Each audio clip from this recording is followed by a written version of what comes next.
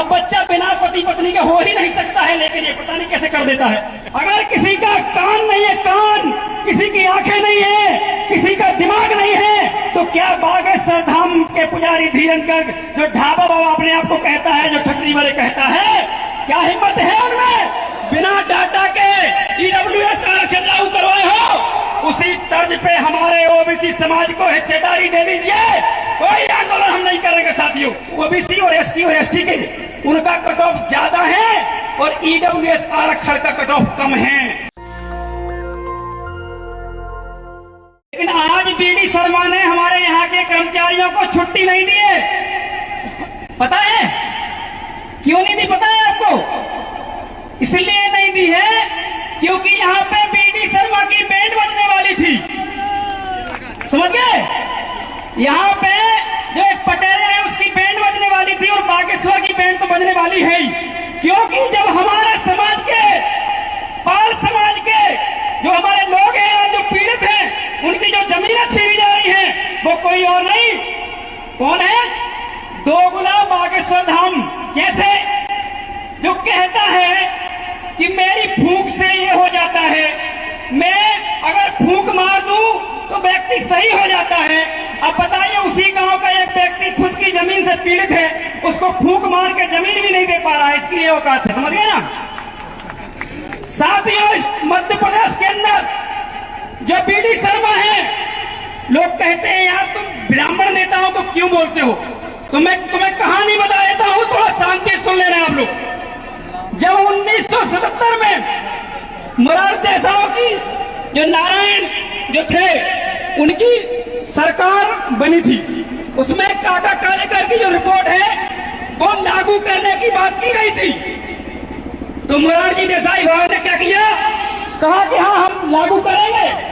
लेकिन जब बाद में सरकार बन गई और हमारे पिछड़ा वर्ग के लोग जब एक मंत्रिमंडल बना के गए, तो आप जानते हो कि हम नाम क्यों लेते हैं बीडी शर्मा का? क्योंकि ब्राह्मण वो भी थे, मोरारजी देसाई भाई। उन्होंने क्या किया कि हम बाद में करेंगे, ये रिपोर्ट पुरानी हो गई है। पिछड़ा वर्ग के साथ वहां भी एक ब्राह्मण ने षड्यंत्र किया। इसके बाद जब ये सरकार गिर गई, क्योंकि इनको पता चल गया कि ये सरकार ज्यादा चलने वाली नहीं है, और मंडल कमीशन के लिए उन्होंने एक समिति बनाई। बीपी मंडल वहां के अध्यक्ष बने उस समिति के, और 52% जो 1931-32 में जो हमारी जनगणना थी उसके हिसाब से हमें अधिकार देने की बात की गई साथियों। लेकिन आपको पता होगा अटल बिहारी वाजपेयी और इन सभी लोगों ने वो सरकार गिरा दी, और फिर बाद में पुनः सरकार बनी, और वो सरकार बनी बीपी सिंह की।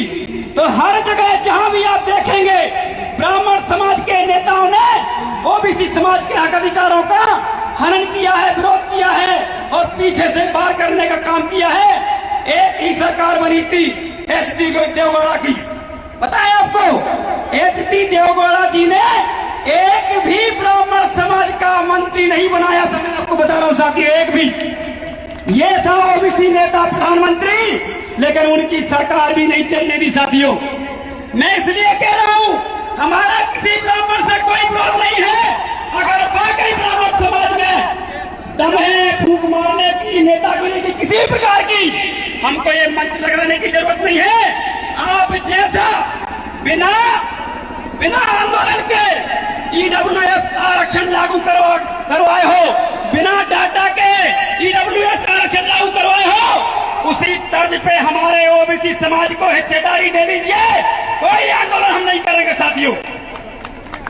लेकिन बीडी शर्मा और इनके समाज के लोग ऐसा नहीं करेंगे, क्योंकि अघोषित विधायिका में ये लोग इमरजेंसी बना के सत्ता में बैठे हैं। मतलब जो कार्यपालिका है, अघोषित सरकार, ये लगातार आप लोग कह रहे यहाँ नहीं आए हमारे लोग, यहाँ बहुत लोग आए हैं।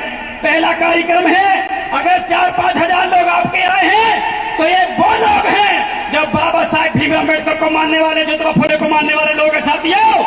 क्रांति जन्म ले चुकी है। यहाँ पर अमित शाह का पीएम मिश्रा रहता है, मुझे मालूम है ये बीडी शर्मा मैंने क्यों किया है? क्योंकि पता था कि बीडी शर्मा की कल कुर्सी चली जाएगी अगर ये कार्यक्रम ज्यादा सफल हो गया साथियों तो।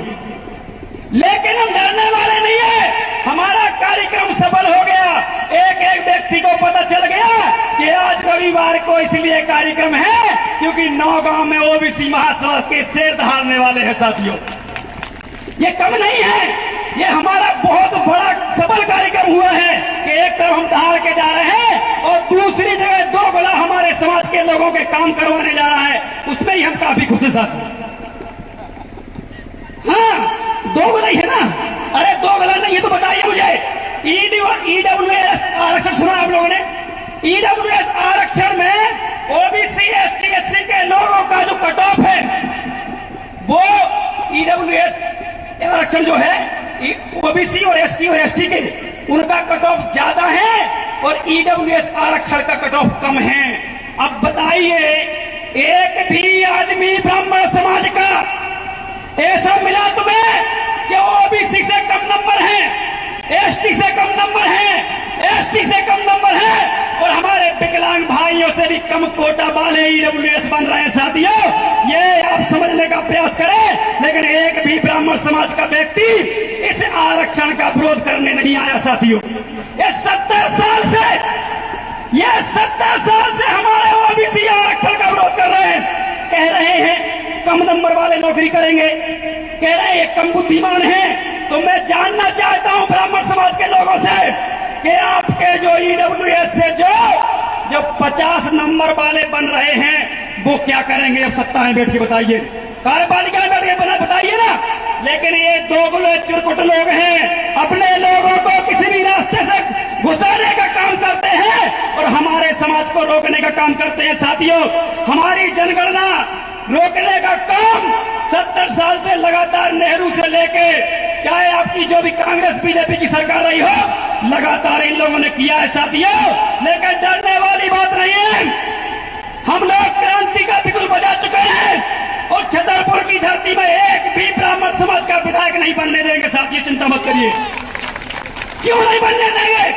क्योंकि एक भी ब्राह्मण समाज के व्यक्ति ने जब 376 लगा, एक भी सामने नहीं आया।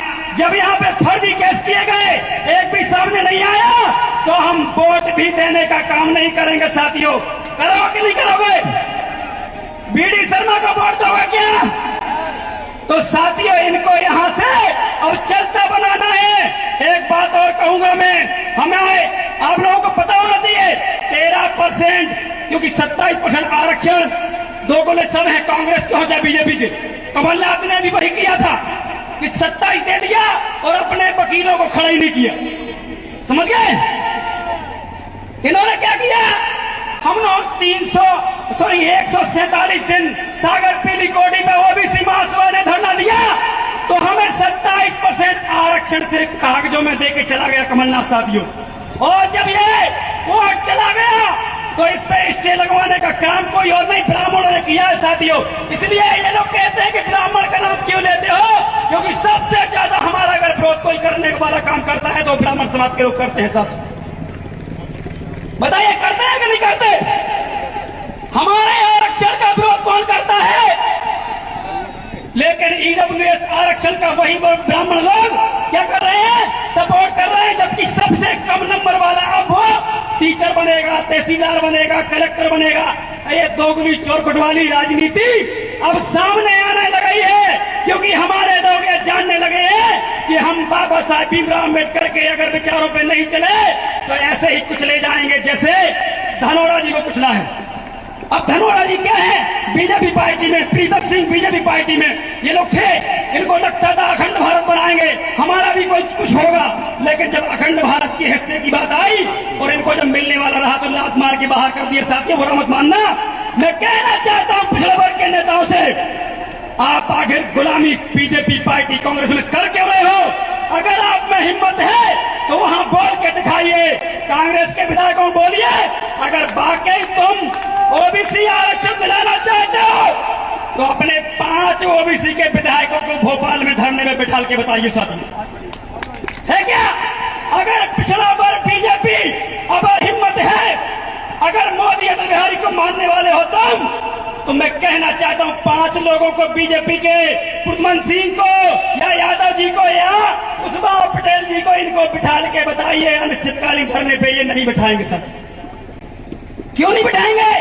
क्योंकि शासन सत्ता को, सिस्टम को कंट्रोल करने वाला अगर कोई है तो सिर्फ ब्राह्मण समाज के लोग हैं, और ये सारा कंट्रोल अपने हाथ में रखते हैं। ये सिर्फ और सिर्फ क्या करते हैं? दरी चटाई झंडा उठाने का काम करते हैं। इन्होंने बोल दिया हुआ तो इनने हुआ बोल दिया, और बस जानते हो तो यही करते कि नहीं करते बताइए। और जातिगत संगठनों में जाना बंद करिए। मुझे पता है आज कई कार्यक्रम यहाँ पे ऑर्गेनाइज किए गए, उनमें अनुप्रिया जी पटेल को बुलाया गया। मैं जो पटेल समाज के लोग हैं, बुरा मत मानना साथियों। देखिए, जब अनुप्रिया पटेल सरकार में हैं, तो जब पता है कि यहाँ पे एक कार्यक्रम इसके बदले में उनको जल्दी बुलाया गया है, तो कम से कम यहाँ भी आना चाहिए था कि नहीं आना चाहिए था? बताइए। आना चाहिए कि नहीं आना चाहिए?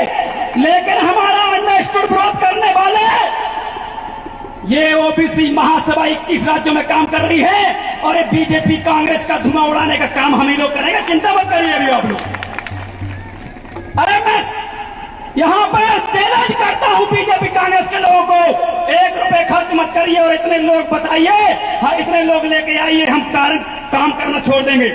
अरे 4 लोग नहीं ला सकते ये लोग अगर 10 लोग लाते हैं तो 20 लाख रुपए लगाने का काम करते हैं। ये तो वो लोग हैं जो अपने पैसे से आए हैं, इसलिए इनको मैं नमन करता हूँ, धन्यवाद देता हूँ। और एक बात और कहूंगा, आरक्षण की बात, 27% आरक्षण पर इन्हें रोक लगा दी, 13% होल्ड कर दिया। साथियों, कम से कम 6000 हमारे माता बहने, जो हमारे भाई बहने हैं, उनको नौकरी नहीं लगेगी, और इसका विरोध करने वाला कोई और नहीं, न्यायालय में बैठे कॉलेजियम सिस्टम से ब्राह्मण जज कर रहे हैं, और कोई नहीं कर रहा। साथियों, अब फिर कहेंगे कि ब्राह्मण का विरोध करते हो। भाई जहां देखो वहां आप ही हमारा विरोध करते हो, हम तो सिर्फ नाम लेके बता रहे हैं कि आप ये हमारा विरोध करो। इसलिए इस देश के अंदर क्रांति का बिगुल बच चुका है। नौगांव में कभी ओबीसी महासभा या पिछड़ा वर्ग के नाम पे 20 लोग इकट्ठे नहीं हुए हैं, यहाँ 5000 की संख्या इकट्ठी हुई है, कम नहीं है साथियों, हमारे लिए कम नहीं है। लेकिन साथियों, एक बात कहूंगा, बागेश्वर धाम पाखंड फैलाने का काम कर रहा है। मैं छोटी सी बात कहूंगा, एक पेड़ अगर सूख गया है, क्या बागेश्वर में हिम्मत है कि उसको एक फूंक मार के उसमें पत्ते लाके दिखाए? है क्या? बताइए, है किसी में? एक कुएं में पानी नहीं है, अगर है हिम्मत उनमें कि वो पानी लाके दिखाएंगे? बताइए, हाथ खड़ा करके बताइए ना भाई। अगर किसी का पैर नहीं है, जन्म से किसी का पैर नहीं है, तो क्या फूंक मार के वो पाखंडी उसका पैर लाने का काम करेगा क्या? बताइए। अगर किसी का कान नहीं है, कान, किसी की आंखें नहीं है, किसी का दिमाग नहीं है, तो क्या बागेश्वर धाम के पुजारी धीरेन्द्र, जो ढाबा बाबा अपने आप को कहता है, जो ठटरी वाले कहता है, क्या हिम्मत है उनमें कि इनका नाक कान आंख लेके आके बताए? ये लोग बीजेपी आरएसएस के लोग हैं। ये थोड़ा सा ये जो दिमागी, जो आपकी बुद्धि का क्या संचार होता है, उसको समझ लेते हैं। और आपको मैं बता देता हूं, जैसे मान लो इस विधानसभा में 4 लोग हैं जिनको लड़ना है ओबीसी के, समझना बात को। अब वो 4 लोग हमारी टीम के पास आएंगे तो हम क्या बोलेंगे? एक मान लो एक आ गया तो एक पहले वाले को हम बोलेंगे अच्छा काम कर रहे हो लेकिन लगे रहो, ठीक है ना? मैं बाबा बन गया, देखे समझना बात, अच्छा काम कर रहे हो मतलब लगे रहो, ठीक। फिर दूसरा आएगा, आपका काम बहुत बढ़िया है लेकिन इस व्यक्ति से मिलो, ठीक है।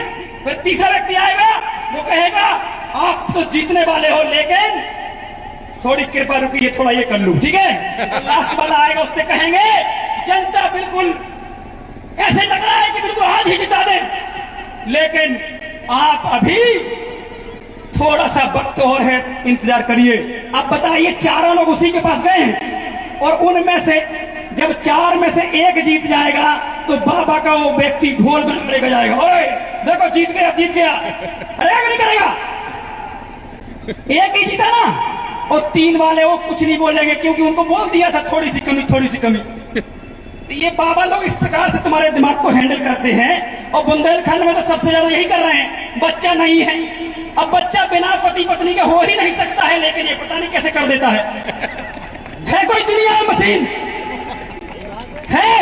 लेकिन सांस कर सकती है, बाबा बाबा कुछ नहीं कर सकते।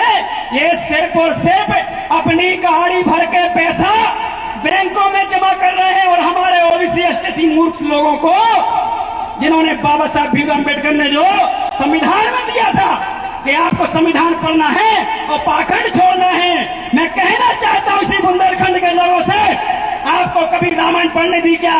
हम बताइए, एसटी और एससी के लोग पढ़े क्या? कभी दूर बिठाते थे ऐसे, मैंने खुद देखा है। इनको मंदिर में नहीं जाने दिया, लेकिन आज इनको हिंदू बनाया जा रहा है। बताइए, जिनको मंदिर में घुसने नहीं दिया जाता वो हिंदू कैसे हो सकता है? बताइए मुझे। मैं जितने चाहे मंदिर बता दूंगा। यहाँ पे खुद आपके गांव में कई मंदिर होंगे जिनमें आज भी ब्राह्मण की दहशत में ओबीसी और एसटी के लोग अंदर घुस नहीं पाते होंगे। साथियों, ये सिर्फ षड्यंत्र चल रहा है। धर्म की गद्दी पर बैठ के सिर्फ और सिर्फ धर्म की गद्दी पर बैठ के सिर्फ और सिर्फ ब्राह्मणों की रक्षा की जा रही है। ये बताइए मुझे, अगर ब्राह्मण समाज सच में ईमानदार है तो जिन लोगों ने कोर्ट में ओबीसी आरक्षण के विरोध में ब्राह्मणों ने याचिका लगाई है, उसको हटवा के दिखाइए, तब जाने की आप हितैषी हमारे हो। है क्या? कोई नहीं है, क्योंकि 4,000 साल से लगातार तुम्हारा शोषण, अत्याचार, धर्म के नाम पे, पाखंड के नाम पे अत्याचार करके, और तो आप में भिड़ा के हो, तुम लोधी हो, तुम कुर्मी हो, तुम काशी हो, तुम पटेल हो, कुशवाहा हो, तमाम प्रकार की 3,743 जातियों में उलझा के, 3,000 एससी की जातियों में उलझा के, 40,000 उपजाति के संगठन और 3,343 जाति के संगठन बना के आपस में लड़वाने का काम यही लोग करते हैं साथियों। इसलिए डरने वाला नहीं है, जिंद जाग चुका है। ये तुम्हारे सामने खड़े होने की औकात नहीं रखते हैं। मुझे मालूम है ये लोग डेली सोचते हैं उसको उड़ा देंगे, इसको उड़ा देंगे, लेकिन फूंक क्यों नहीं मार देते हो साथियों? उड़ाने की जरूरत नहीं भाई। बागेश्वर फूंक मार दे कि महेंद्र सिंह लोधी ऐसा बोलता है, फूंक मार दी, महेंद्र सिंह खत्म। धर्मेंद्र सिंह ऐसा बोलता है, फूंक मार दी, खत्म। ओबीसी का एक पंडाल जो लगा है इसमें फूंक मार दे तो खत्म। जब फूंक मार के सब कुछ होता ही है तो फिर काहे के लिए भैया आपके लोगों को आप बेकार में ज्ञापन दिलवाते हो, दुनिया भर की बात करते हो? ठीक है ना? इसलिए ओबीसी महासभा में जुड़िए। ये वो लोग हैं जो दिल्ली की सरकार गिरा सकते हैं। नौगांव से चिंता मत करिए, ये बहुत भारी भीड़ है हमारे लिए। बहुत बहुत धन्यवाद। जय फूले, जय अवंती, ओबीसी महासभा जिंदाबाद। नेशनल दस्तक की आपसे गुजारिश है कि अगर इसको बचाना चाहते हैं तो नेशनल दस्तक को सब्सक्राइब करने के लिए रेड कलर के सब्सक्राइब बटन को दबाएं, फिर बेल आइकन की घंटी दबाएं। नेशनल दस्तक को बचाने के लिए बहुत जरूरी है कि हर खबर को शेयर करें, लाइक करें, कमेंट जरूर करें।